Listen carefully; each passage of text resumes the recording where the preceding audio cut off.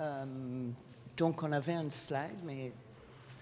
donc, chaque année, évidemment, on profite qu'on soit tous ensemble parce que tout ce qui est paille, isolation paille, fait partie de presque tout ce qu'on fait.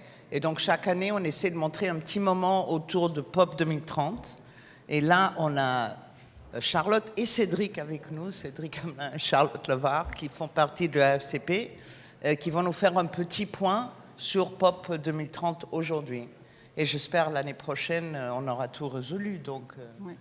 On aura les... Voilà, merci beaucoup. Bonjour à tous, donc moi je suis Charlotte Levard. Merci d'abord à l'UMA de nous laisser ce petit créneau pour parler de ce qui se passe au niveau de la filière paille bâtiment. Donc je suis architecte, bénévole avec Cédric au conseil d'administration du réseau français de la construction paille.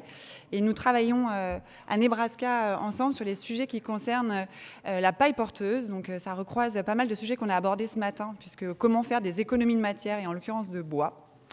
Et aujourd'hui, je voudrais vous parler d'un projet qui mobilise la filière paille-bâtiment depuis 2 ans, qui s'intitule POP 2030 pour des ouvrages en paille à horizon 2030, qui est un projet soutenu et porté par l'ADEME et qui vise à augmenter les domaines d'emploi de la paille dans le bâtiment.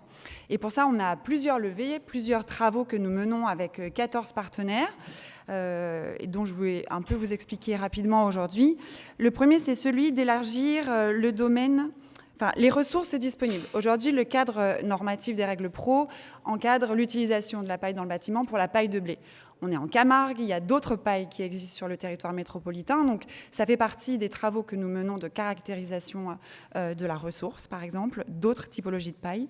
Permettre aussi l'usage de nouveaux produits à base de paille. Il n'y a pas que la botte. Donc voilà, caractériser des produits à base de paille fait partie des travaux qu'on mène dans le cadre du POP. Élargir les domaines d'emploi de la paille, donc ça passe par des typologies de systèmes constructifs.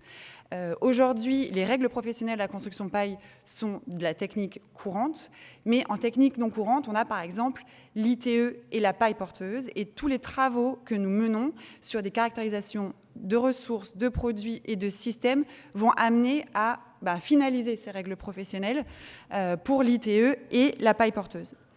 On cherche aussi à démontrer l'intérêt des systèmes constructifs enduits. Ça, c'est un vaste sujet que je développerai un petit peu plus tard. Produire du retour d'expérience. En fait, aujourd'hui, instrumenter des bâtiments, faire des bilans hygrométriques sur le bâti, ça nous permet de récolter de la data pour savoir comment fonctionne correctement le bâti et viser toujours à une meilleure qualité architecturale et de l'utilisation et de l'emploi de la paille dans le bâtiment. Disséminer la connaissance, c'est aussi quelque chose qui est absolument fondamental. C'est bien beau de rassembler une énorme ressource, mais il faut pouvoir la partager, faire monter en compétence les professionnels. Et ça passe par aussi la dissémination de tout ce que l'on récolte et tous les travaux que nous menons. Et ensuite, intégrer la paille dans les documents réglementaires, comme les CCTP par exemple.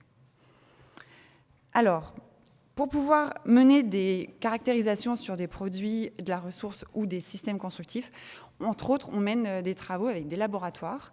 Le CSTB, sauf erreur, est dans la salle. Donc on fait des essais de mécanique à froid, par exemple, de compression, de contreventement, des essais sismiques, de flexion. On fait des travaux sur le feu, sur le vent aussi, les travaux sur l'acoustique, l'hygrométrie. Donc voilà, c'est un vaste panel qui va être disséminé suivant les travaux menés dans le cadre de ce grand projet. Et puis, comme je l'évoquais, en fait, la communication, elle passe aussi pour le grand public, tous les acteurs de l'écosystème du bâtiment, pour une montée en compétences. Et ça passe par des outils de communication et pouvoir partager au plus grand nombre tous les travaux que nous menons. Donc, c'est un projet qui se déroule sur 5 années. Et donc, voilà, on capitalise petit à petit tout ce que nous récoltons. Et l'objectif étant une meilleure qualité des bâtiments. Donc, je l'ai évoqué, on est 14 partenaires. Donc, c'est un projet qui est porté par le réseau français de la construction paille, mais pas que. Il y a d'autres filières comme Nebraska pour paille porteuse ou bâtir en balle, par exemple. Et ensuite, autour de nous, on a des laboratoires, des économistes, des bureaux de contrôle, des entreprises, des fabricants et des universités où on va mener des travaux transversaux sur des sujets très spécifiques pour pouvoir ensuite finaliser et tenter de répondre à toutes les questions que nous avons sur un grand nombre de sujets. Alors, par exemple, la caractérisation des matières premières, l'idée, comme je le disais, c'était d'aller au-delà de la paille de blé, donc c'était de révéler le potentiel d'autres ressources pour les usages, donc par exemple le riz, le triticale, l'orge, l'épeautre. Et puis la balle aussi, c'est un sujet qui nous intéresse particulièrement, celle de tournesol, de riz d'avoine, de sarrasin, de petite et grande épeautre. Et là-dessus, on va avoir une grande campagne de caractérisation de toutes ces ressources. Si on aborde un peu le sujet de la caractérisation des produits, analyser des propriétés de produits, en fait, ça nous permet aussi d'optimiser les usages. Donc on a évidemment la botte, c'est celle qui est dans le cadre normatif des règles professionnelles, mais il existe aussi de la paille hachée, il existe aussi des panneaux de paille, et donc tous ces matériaux-là, on a besoin de les caractériser pour pouvoir aussi bien définir leurs usages, leurs emplois et éventuellement leurs freins.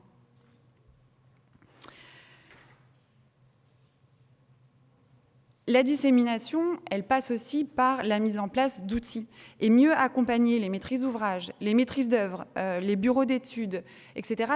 C'est pouvoir permettre de faciliter la conception et de mobiliser aussi les nouveaux acteurs pour développer les bâtiments en paille de qualité. Et donc ça passe par tout un tas d'outils qu'on va mettre en place comme des CCTP, des carnets de détail pour des typologies constructives particulières pour vous aider à mieux appréhender aussi cet écosystème et pouvoir vous en emparer plus facilement.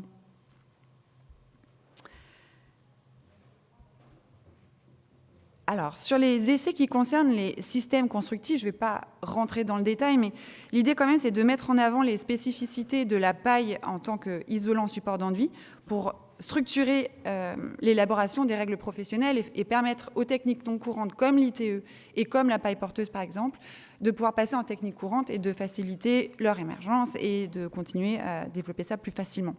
Voilà, donc par exemple, on va travailler sur des systèmes avec bardage ventilé, avec enduit extérieur, la paille porteuse, l'ITE, et on va faire tout un tas d'essais que j'évoquais tout à l'heure, donc mécanique à froid, du feu, etc. Alors, par exemple, sur les essais pour les enduits, là, c'est un exemple de travaux que nous menons sur des échantillons d'enduits. On fait des essais de compression, par exemple. On fait aussi des essais d'adhérence sur les enduits. Donc voilà, ça c'est des travaux qui sont menés avec différents partenaires de l'écosystème du POP. Si je m'arrête 2 secondes sur ce sur quoi nous travaillons au niveau de la paille porteuse, ça fait plus de 18 mois maintenant qu'on mène une campagne de mécanique à froid sur des parois préfabriquées, enduites en atelier, que nous envoyons. Donc là, nous travaillons avec le CERIB et nous faisons des campagnes d'essais de compression, de contreventement, des simulations sismiques, de flexion. Là, on va commencer une campagne de feu. Donc voilà, on avance fort sur tous ces éléments-là et chaque campagne nous permet de faire des arbitrages pour la suivante et donc de pouvoir capitaliser pour aussi répondre à des problématiques pour finaliser les règles professionnelles.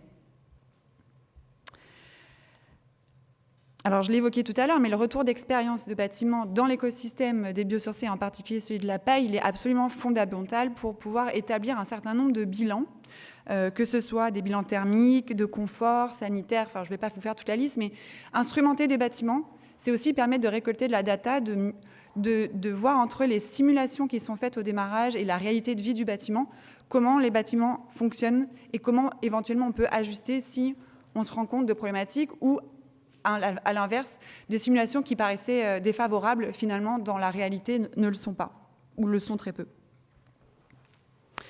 Et puis, la dissémination des résultats, ça passe aussi par la montée en compétence de tout l'écosystème des acteurs professionnels de la construction et du bâtiment.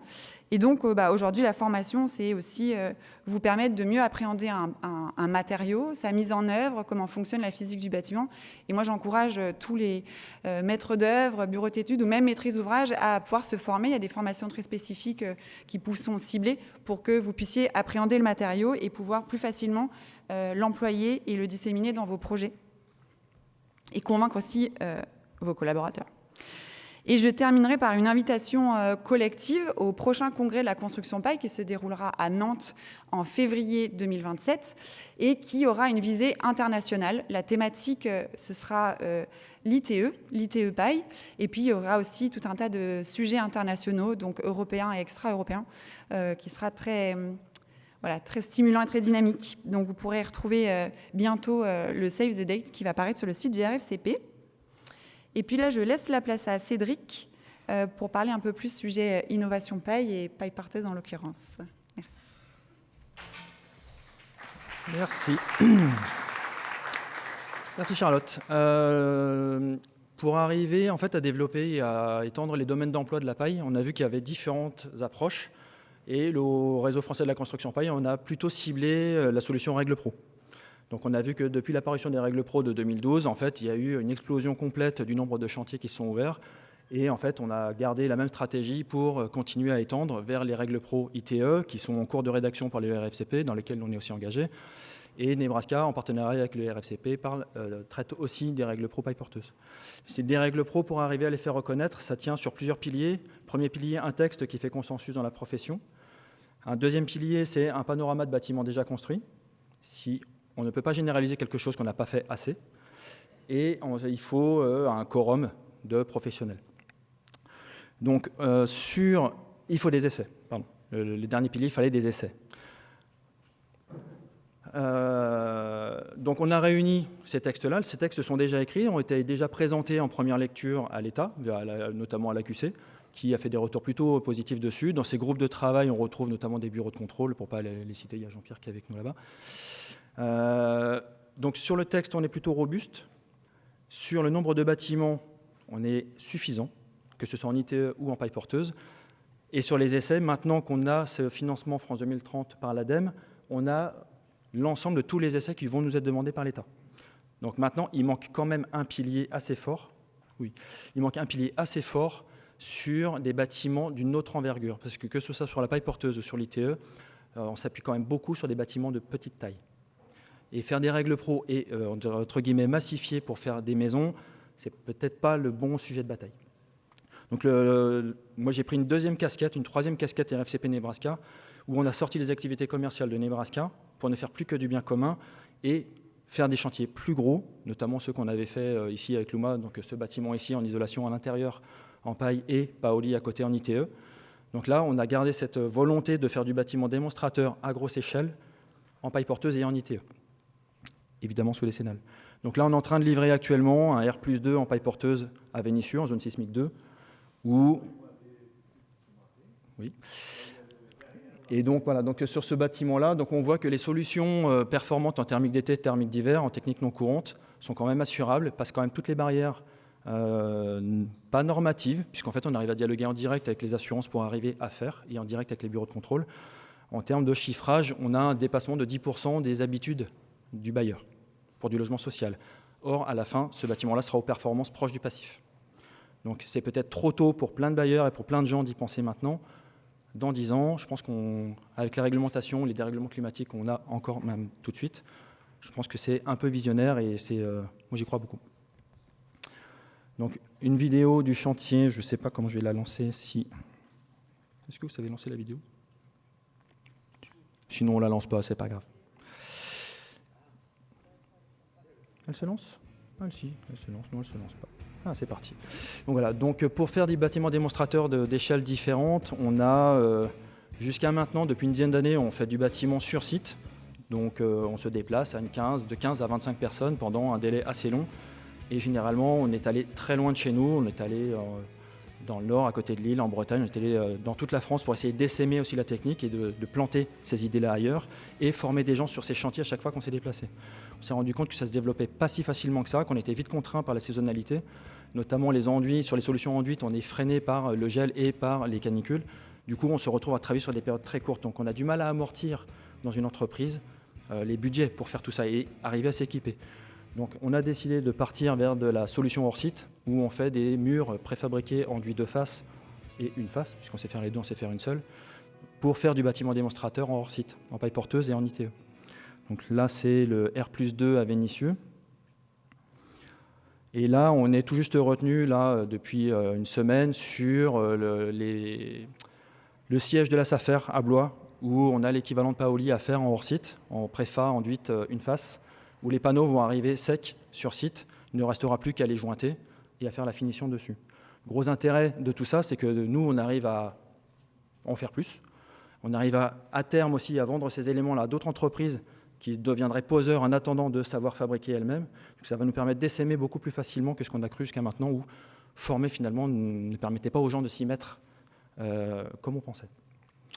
Voilà, donc ce bâtiment-là, il va sortir, on doit le livrer normalement décembre, janvier à Blois. Donc je pense que pour le congrès international dont parlait Charlotte, on aura des photos finies.